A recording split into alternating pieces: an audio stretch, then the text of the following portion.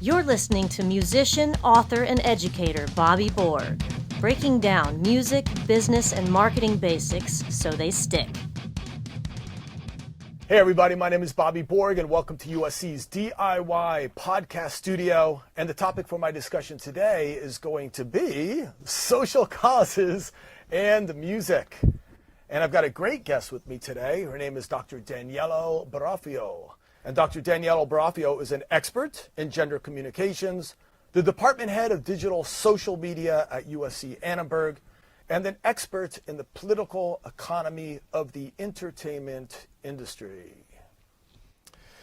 So hey, you guys, social causes are extremely important because they get people talking, they build awareness, and eventually it leads to action.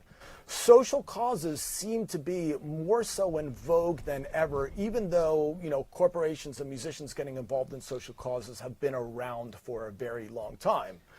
But in any case, this brings us to a couple very important questions. And part one would really be in when to get involved. And what I'm referring to here particularly is authenticity, simply because you don't want to be an artist that looks like you're jumping on the, go green, yay environment kind of bandwagon, because that just looks phony. Sure. Can you talk to this a little bit? Yeah, authenticity here really speaks to the power of the audience and the fans.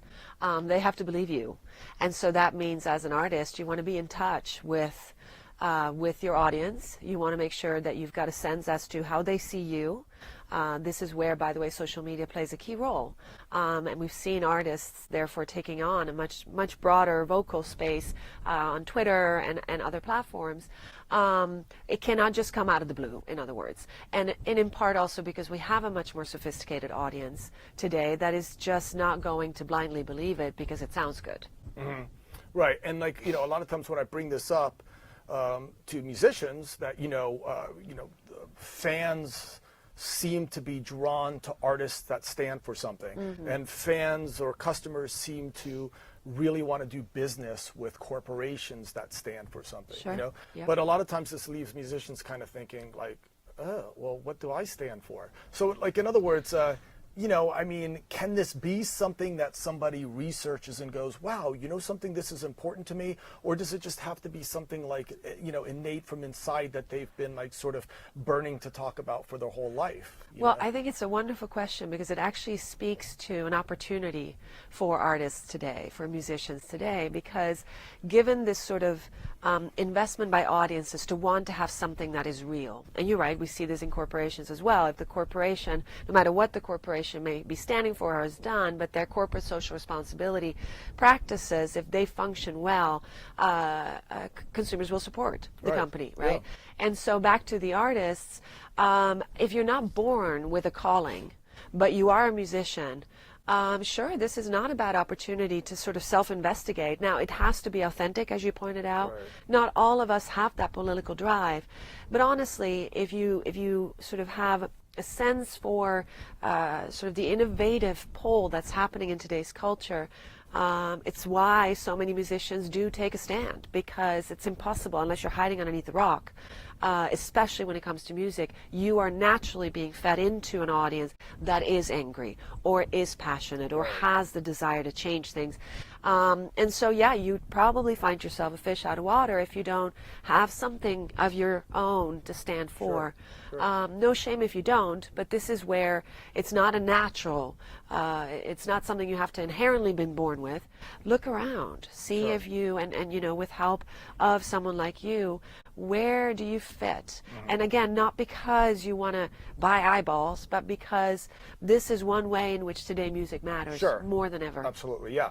And one of the other things, before we move on to the next topic, I want to just go ahead and speak with you about real quick, or I just want to sort of interject, is that, this isn't like you're making sort of okay, now for the rest of my career, I have to talk about the environment, Sure. I mean, it could evolve, right, from record to record, or maybe from, Absolutely. half a decade to half a decade, or whatever the case might be. Absolutely. Right? We have seen this with movie celebrities, right? Moving forward from Darfur with George Clooney at the time to constantly different issues. And so you sort of become that representative of the voice of your audience.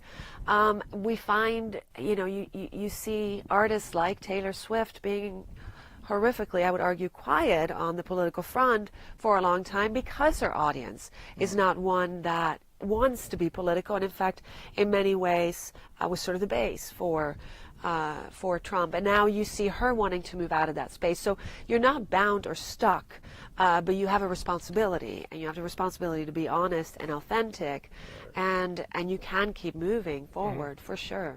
Cool. Let's move on then to part 2, which is risks. So, you know, there are upsides, obviously, that we just discussed to this, and there's also the downsides to this, the risks involved. And often, sometimes, by taking a firm stance in something, you might unite some, but you might obviously lose others, so to speak.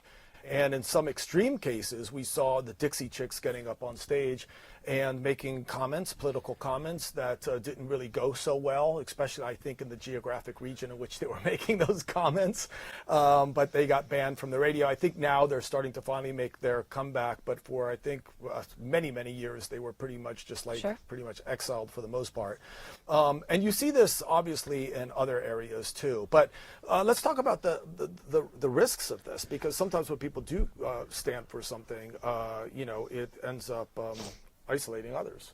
Well, I would say there's, this is going to simplify this, but there is the Dixie Chick instance, Dixie Chicks instance, right, where they called out Bush, and all they said was, you know, sorry, we're from Texas, and that was it, right?